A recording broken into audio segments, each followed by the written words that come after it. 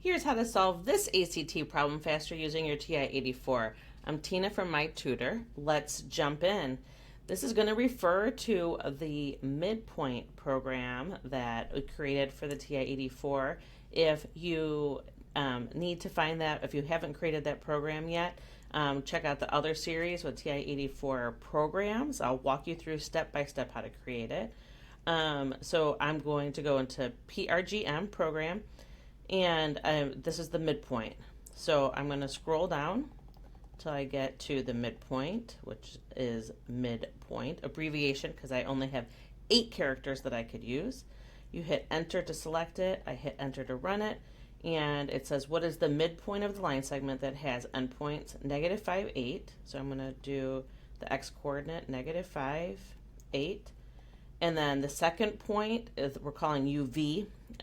So you're going to use just the second point, 3, -1.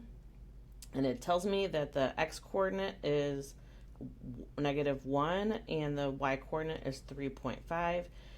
G is the only answer choice that has -1 as an x coordinate. That is correct. If I wasn't sure about this 3.5 being 7/2, could do one of two ways. I could hit math, enter, enter, and it'll change the 3.5 to a fraction. I also could do 7 divided by 2 to see if I get 3.5.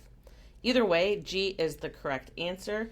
Please follow along on the series as we go through and look at ways to use that TI-84 to help increase your score.